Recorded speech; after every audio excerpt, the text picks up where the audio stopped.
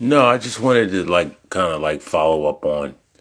I mean, it's obvious why I used Oscar the Grouch to signify Umar Johnson because he lives in a trash can.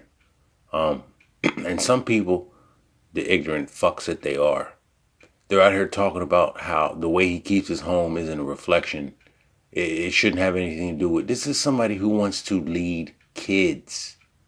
I don't know if y'all looked into the history of myself. When I talked about all this Umar shit, I was drawn to him because he's a powerful speaker. I'm not gonna sit here and say that he's not. And I was in school at the time and I saw, a lot of children being diagnosed with special needs and kids taking advantage of it. I had a kid tell me, I put him out of class, it don't matter, I'm gonna be back in 5 minutes. That little bastard came back and made me look like I didn't have no real power. So I go to the principal complaining to him about, why are you sending these kids back when I'm putting them out? And he talked about special needs kids. And I said something about how the government is conspiring with Pfizer and other pharmaceutical companies to get these kids on medication. The way that man's eyes lit up with astonishment, like, damn, you need to come hang out with me and we need to talk. Like, basically, he was like, I know that's what's going on. But see, at the time, I was 30 years old, too young to understand that man was in his late 40s and had a job making $100,000 a year and had a lot of people, I'm sure, depending on him bringing home that nice paycheck, his wife and kids, which goes into the MGTOW philosophy, how men are only as valuable as their utilities.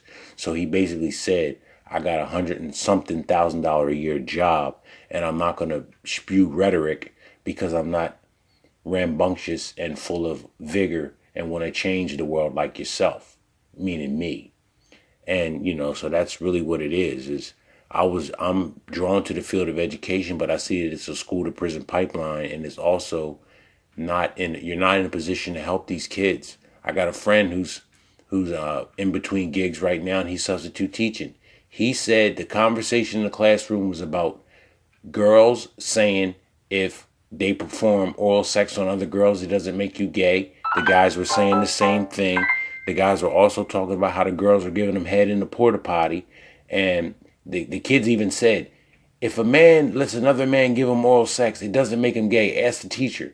And my friend was smart enough not to say anything. Me, I'm so stupid. I would have told him, you damn right it makes you gay. And it'd have been a whole discussion about that. And then, one of those little bastards would have went home and told their parents, who probably got a gay relative, and it'd have been all for a substitute teaching job. You see, I didn't have no job as a principal, but if I did, I would have still been spewing that same rhetoric because I'm about teaching the kids. I'm not about just feeding them shit so that I can keep my $100,000 a year job. I'll go somewhere else and make $50,000 a year and have no headache and no bullshit. And one more thing I want to say about this Umar Johnson nigga. When you come out talking about Tariq Nasheed likes to let dudes play in his booty hole and whatever he said after that, this is what a real man says when someone comes at him with that. I'm me, and some nigga says, yo, I heard that nigga Tariq Nasheed let niggas play in his booty hole. You know what I say? Dog, don't come at me with that bullshit. I don't want to hear no shit like that. Why the fuck, as a man, do I care about what another man does with his dick? I don't care.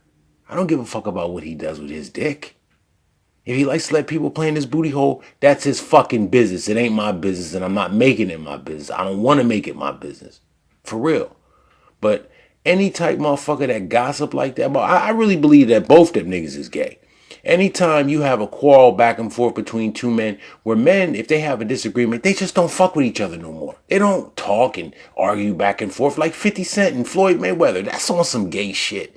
Men, once they decide they don't fuck with each other, they just don't fuck with each other. They don't go back and forth. That's one. So gossiping men is on some old bitch shit. And anytime you're concerned with another man's sexuality, you got to be a suspect motherfucker yourself, because you should not care.